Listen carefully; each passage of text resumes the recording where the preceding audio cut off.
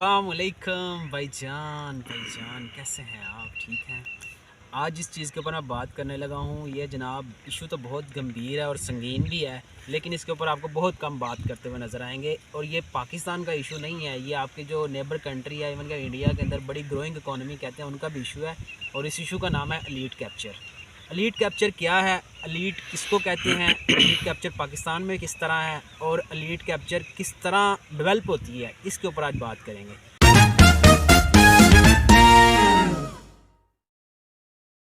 ठीक है, सबसे पहले अगर आप वर्ड एलीट को डिकोडिफाई करें तो आपको पता चलेगा कि एलीट दो चीज़ों से मिलकर बनी हुई है।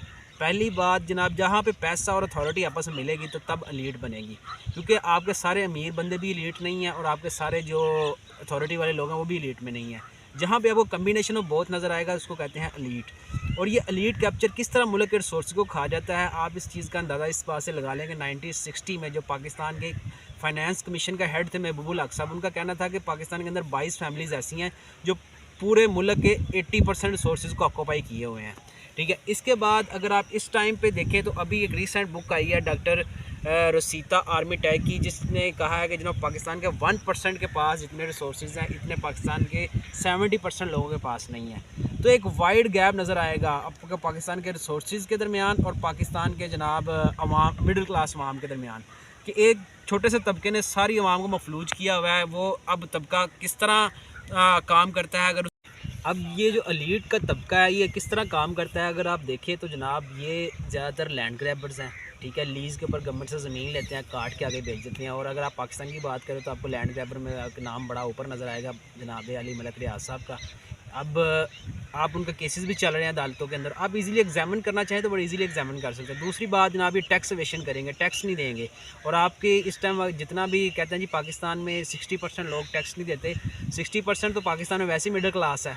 ठीक है, मिडिल क्लास में से ज़्यादातर तो पेशा जॉब्स करते हैं, वो तो टैक्स देते हैं। प्रॉब्लम कहाँ पे आती है, जो 1% है उनकी जो टैक्स की रेशो है वो आपके 80% के बराबर है, वो टैक्स देते नहीं, जिसकी वजह से सारी आवाम को कहते हैं जी आप वो टैक्स नहीं देते।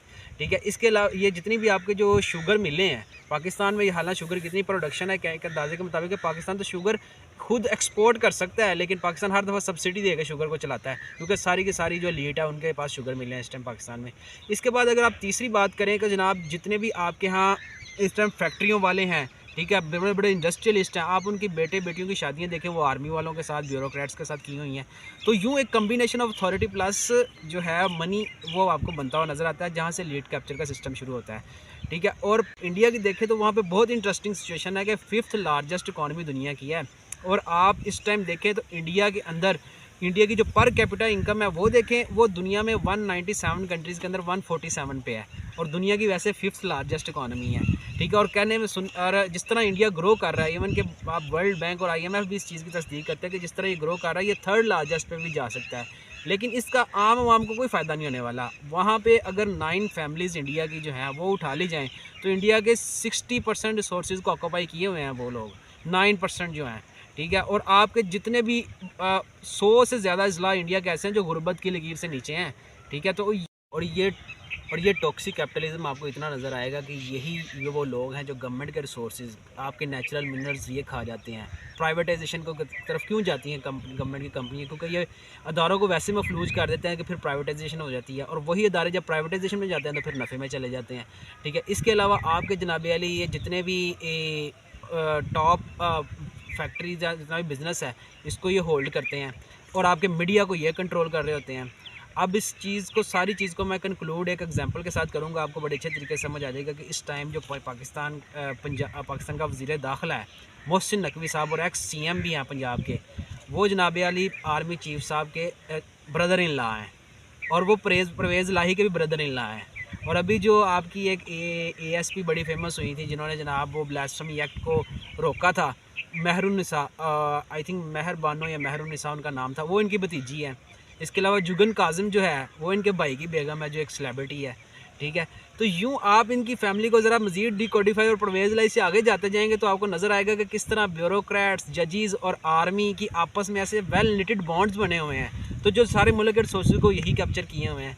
तो यूँ एक टॉक्सिक कैपिटलिज्म की फ़ज़ा आपको इंडिया में भी नज़र आएगी इसी तरह ही, और जो पाकिस्तान में है, और इतना लार्ज गैप के ऊपर वाले लोग खरबों में खेल रहे हैं और नीचे वालों के पास हज़ारों में पैसे नहीं हैं। तो इतने टॉक्सिक कैपिटलिज्म की वजह से पाकिस्तान और स्पेशली इंडिया के बुरे हालात इस वजह से हैं। ठीक है, होपफुली आपको ये चीज़ समझ आई होगी। इजाज़त दीजिएगा, अल्लाह हाफिज़।